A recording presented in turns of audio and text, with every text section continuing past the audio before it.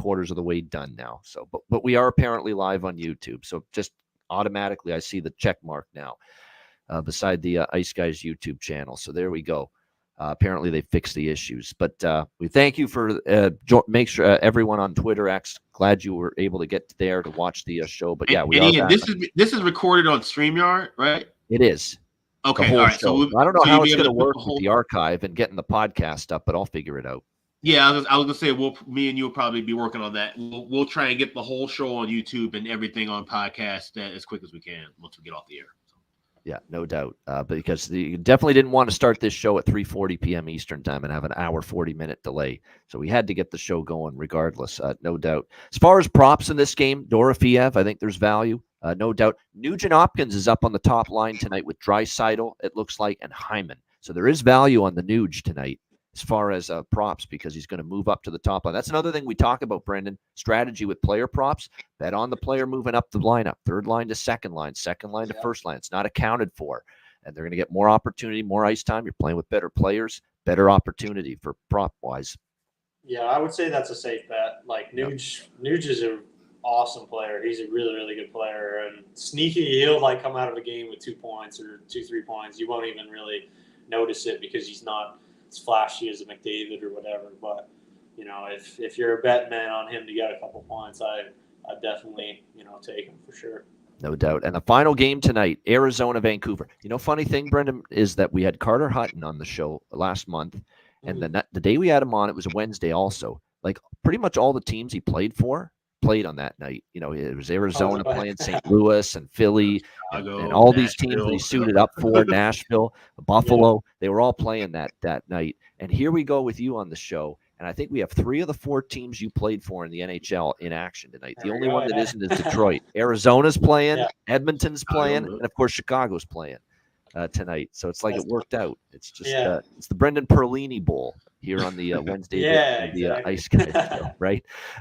Vancouver minus 260, home favorite, 6 the total in this game.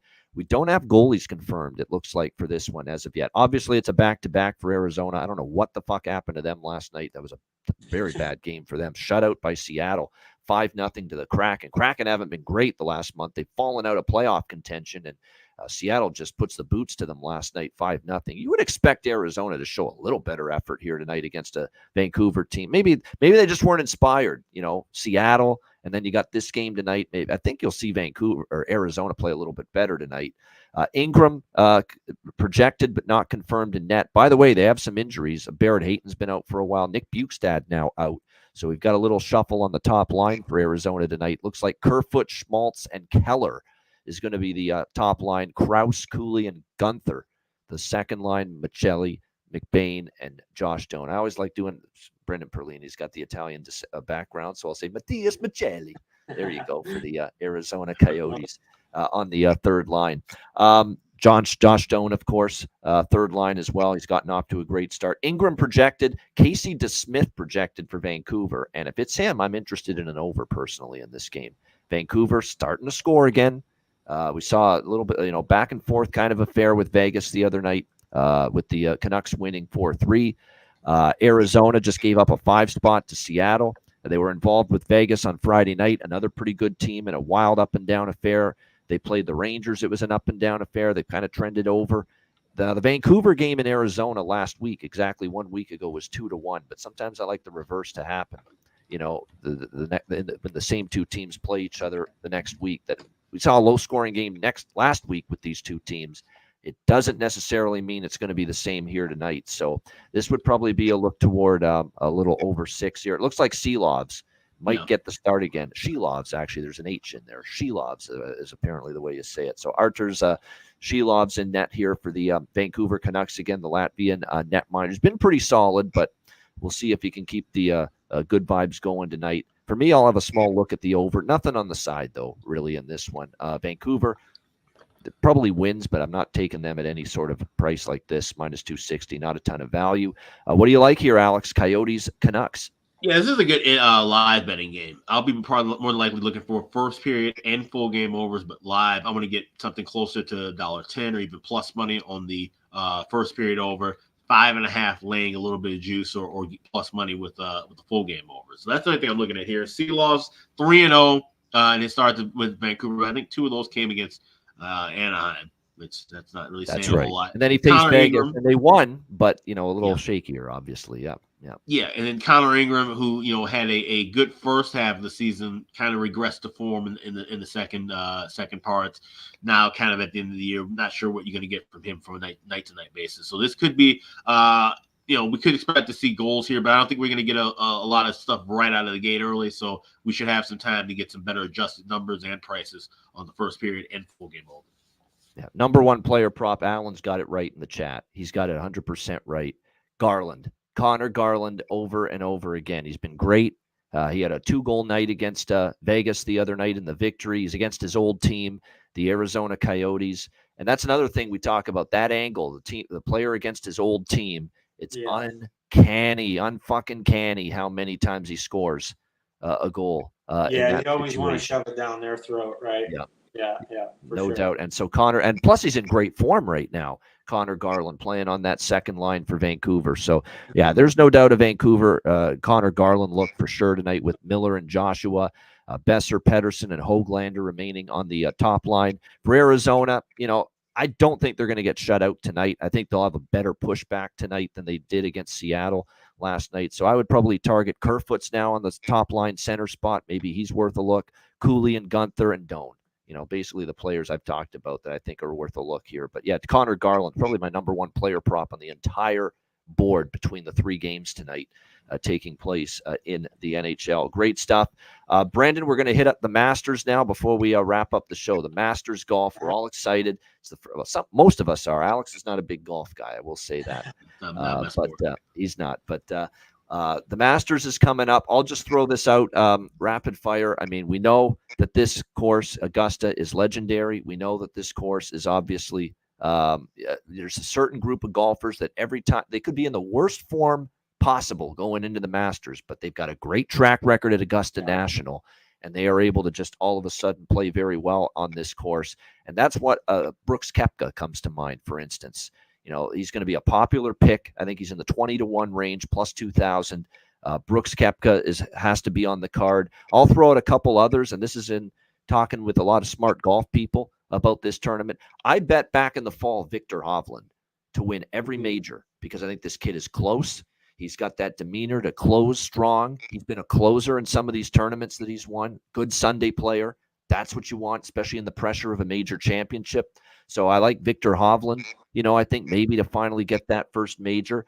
I like Joaquin Niemann. I think he not only form-wise, but what he can do here at Augusta. Joaquin Niemann as well in that 25-1 range. The Aussie. Hello, Mike.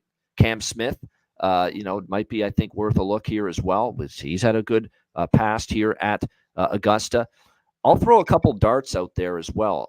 Sergio and Adam Scott. Sergio Garcia, Adam Scott. I'll mention those two guys because Adam Scott has had success here in the past. Sergio Garcia, not only a former Masters champion in 2017, Sergio Garcia, check out his form on the Live Tour coming into this tournament. He's heating up right now. And you're getting upwards of 150 to 1 in some spots here for a Serge in this tournament. So, definitely I think that's not a bad look. A lot of people like Schauffele, Xander Schauffele, and I get it, but I have not loved his finishing on a Sunday in some of these recent months from what I've seen. So that does concern me just a little bit about Schauffele. Scheffler, if you're going to, Schauffele and Scheffler, Scheffler's the one I'd probably prefer. Scotty Scheffler here in this. What are a couple others too? A couple of darts here, as I like to say, longer shots here. Jaeger to be the debutant is a good bet, I think. Because he's, I think, in the Masters for the first time. His form's been very good. Fuck, he just won a couple weeks ago for me at the Houston Open. I was very happy to see that. So I think debutant plus 1,400 is a good shot there with the Jaeger bomb there. Stefan Jaeger. Who else there? Aberg, the Swede. For a little bit of a longer odds type of shot, which I'm very accustomed to doing. I'm taking a shot with, I don't just bet favorites. I'm not just betting your Spieth and your Rory McIlroy. What would he be at that Aberg there? Aberg, let me check out I think he was in the 80 range the last I checked. I'll see what the updated updated numbers are right now. Yeah, it's interesting. Guys like him, like a debut guy, is always they either do really well or they fucking hack it up.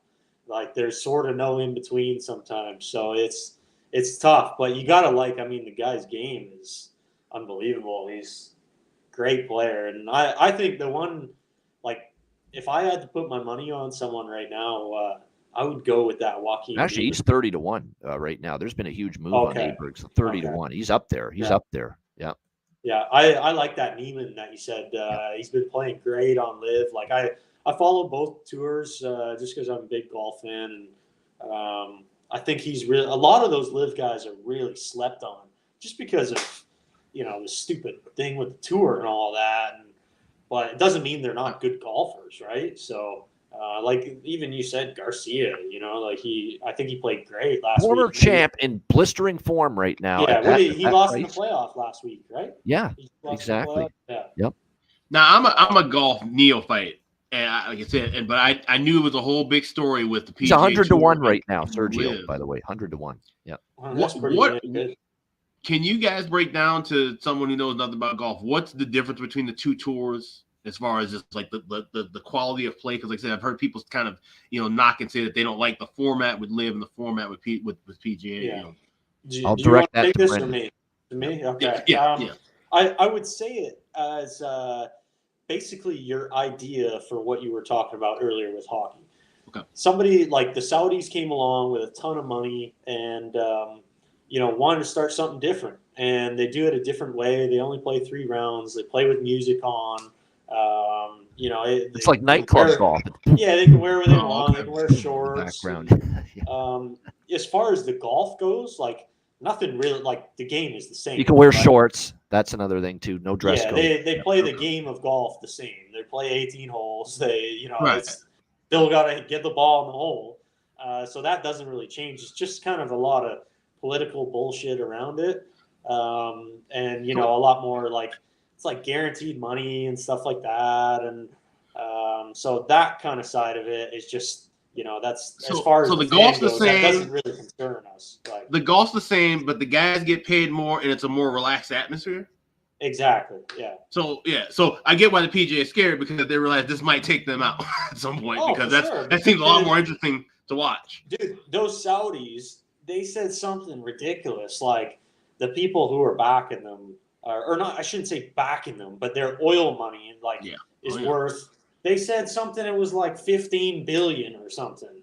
So they got endlessly, endlessly deep pockets, and I like it. I think competition creates good stuff, and I'm not a fan of the old. How do I say this? The old white-haired guys or the old white guys the good old boys club. In sports. And golf is very like that, man. You got your country club fucking stuffy guys. Yep. And if you don't do it this way, they exile you, right? Yep. And so you got to follow the procedure and all that. Yeah. So you kind of got people who have gone against the grain here and want to create something different, and basically those old fuckers didn't like that. Right. So that's the easiest way to kind of.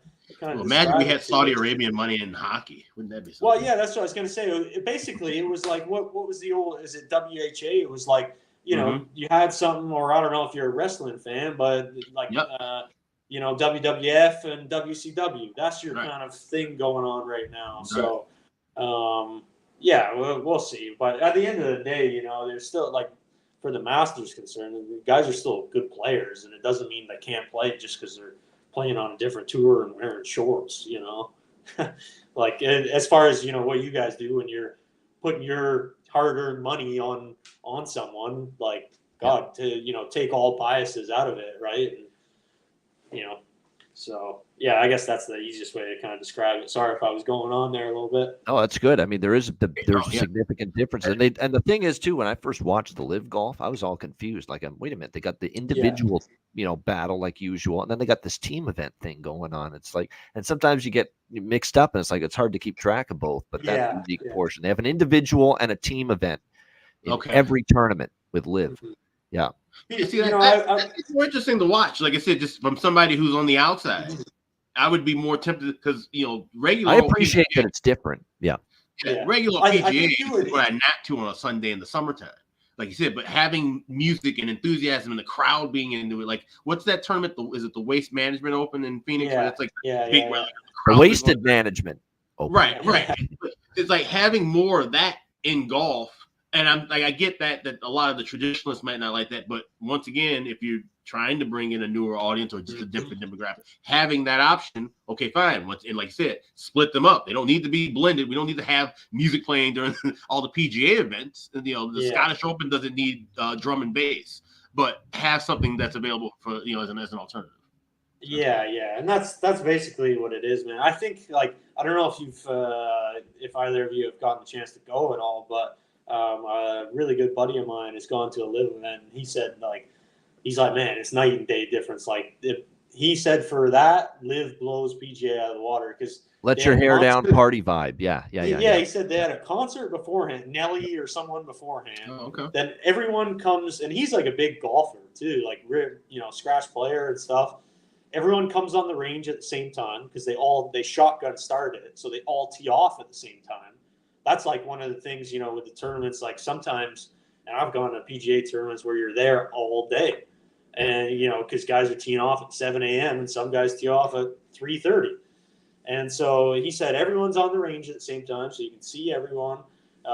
Music playing, very chilled atmosphere. Everyone tees off at the same time. You see everyone. And then they got after another concert or another event. And, they're really kind of trying to do different shit. And, I'm not one way or the other. I'm not promoting. And everyone starts their round on a different hole. That's why they're able to tee off, at the same time. Everybody. Oh, okay, yep. That's cool. So, it's. Yep. I don't know. It's interesting. I'm never opposed to anything. Like I said, I try to embrace change. People hate change, right? Yeah. And so when you've played golf like this for, I like the standard PGA format more, but I'm not against Live for doing it the way they're doing. They're trying to be different. They're trying to be unique. And I think if there was some if they were somehow able to mix it or whatever and go back and forth, whether the players want to play on PGA Tour 1 week and live on the net, it would be cool. It'd be really cool. But it's sort of right now that friggin' WWE thing going on really between the two of them. So well, and make sure the best golfers get to play in the majors. That's all I care about. They should figure something out with that. Yeah. Right, and and that probably naturally blend itself in due time. Like I said, as just the game grows and time moves on, there will be elements that the PGA will say, hey, we could adopt this from Live and use that, and it still fits in with our traditional format, or expands enough to where it's not rocking the boat too much. No. Yeah. You don't get change unless somebody radical like this comes along and it's like, fuck yeah, we ain't scared to do it our way. And then Alex, when this first came out, when Liv was first going down, all of a sudden the PGA, they were seeing the money that John Rahm getting $500-600 million and stuff guaranteed. They panicked. They freaked out. They shit their pants. Yeah, and all of a sudden they're getting now. They're like, oh well, we're gonna elevate. Now this and this event is gonna have a $20 million purse instead of a $10 million. And guys were like, you were hearing on the tour, they were like, well, where the fuck did this extra $10 million just come from? So that's a lot of the white-haired shit that I'm talking about in the background. That who knows, man? Maybe those guys are stuffing their pockets and shortchanging the players. But without that radical change like that, the PGA Tour guys are certainly benefiting from this, right now. Yeah. When that happened, then they were showing the breakdowns of how, because I knew, how, of course you have your winner gets the most money, but how the payouts go for guys who finish in 20th or 40th. And when they showed how Liv was paying them out, and it goes, oh, well, it makes a lot of sense. And it's like, golf is, you don't have to follow golf to know there's money in golf. Where's all the money going? So, like you said, the fact that they're being transparent and everybody's getting paid and getting paid handsomely, that's a good thing to see as well. Yeah, for sure. Look at 11. Whatever the YouTube issues were, it's led to 1,100 combined viewers right now, and I think that might be a record for the most people watching the show at one time. Awesome. So that's pretty good. 1,100. Hey, I told you 11, right? Yeah, there you go. Yeah, just there you go. 100%, you did. All right, let's get your final Masters picks here, Brendan. Who do you like to win? And also, someone's asking Raymond your thoughts on Tiger Woods and his career and what he's got left. So go for it. Tiger's the GOAT. Yeah, I mean, like even a week like this, you can't not like he might be sniffing around, right? At this point, it's kind of like he's so beat up, can he walk the course and stuff? Yeah, of course. But he could withdraw, he could miss the cut, and he could be in contention on Sunday. Exactly. Like yeah. wide range of variance here. Yeah. Yeah. So I'd absolutely love to see that again. 2019 was like one of the best days ever for me watching that. It was amazing. Yeah. Yeah. But I mean, he's the best, man. He's, at least in our generation and whatnot, and for what he's done for the game is like how many people he's brought into it and stuff. But as far as my rest of my Masters picks goes, I mean, obviously, very easy to say Scheffler, like the hot guy, won whatever 2 times in a row there, and then finished second or whatever it was. I think it's hard to not say him. I do like Koepka, which you said, obviously always shows up in the majors. Really high on Joaquin Niemann, I think is like somewhat of a sleeper. I don't know what he is in the odds wise of what you said. 30-1 in that range. Yep. One guy who I actually think who's at least like my sleeper, who's they haven't talked about a lot on the Golf Channel, is Bryson DeChambeau. I think I follow a lot of DeChambeau stuff. I think he's been playing like pretty good. His finish the short game going to be there. Is the flat stick going to be working? That's if he gets that going, because he's like I've been following his stuff on YouTube. He's got some really good content, and he was saying like he's never felt as good with the driver. You get a guy who's hitting it 350 plus every time on a rope, like it's hard to beat. But yeah, if he puts it together on the greens, I think he could easily be a sleeper for sure. He shot 58 or whatever last year or whatever it was. So who knows? Those are kind of my 4 core guys here. And then you said Cam Smith. I like him too, but he came out and said he's been struggling with his driver. So that's not really a place that you. No, that's the one concern. You don't love hearing that. You're right about that. He is. It's almost like he's such a good putter that sometimes it offsets it. But right. Yeah, it's. Then you have like a Mickelson or something. Like there's the old boys who, like they've won. Bubba, like these guys they've won there before. Then they just know how to get around the place. So, But those are my kind of 4 core guys there. Yeah, I'll throw out a couple more. Theegala, I don't mind at 45-1. Sahith Theegala.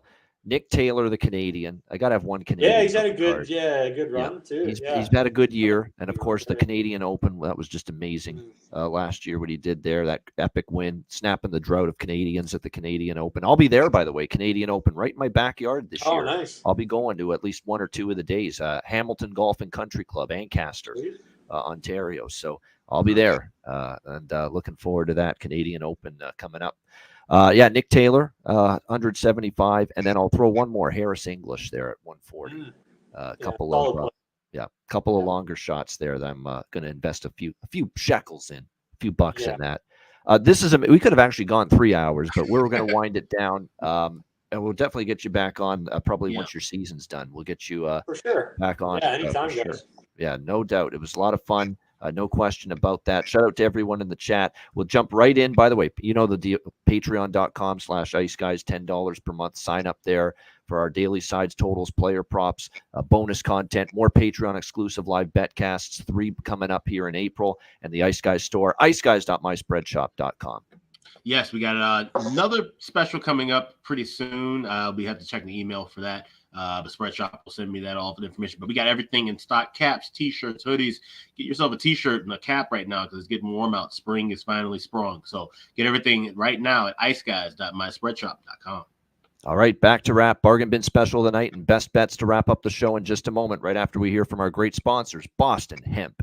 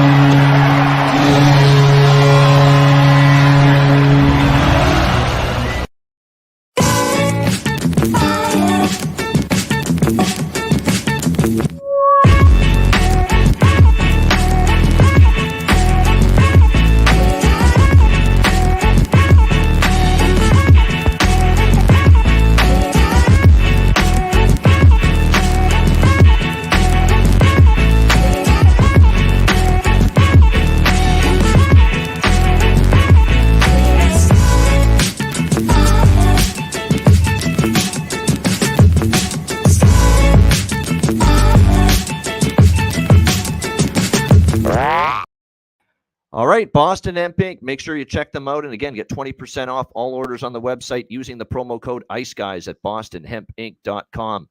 All right, bargain bin special of the night. Alex, what do you like?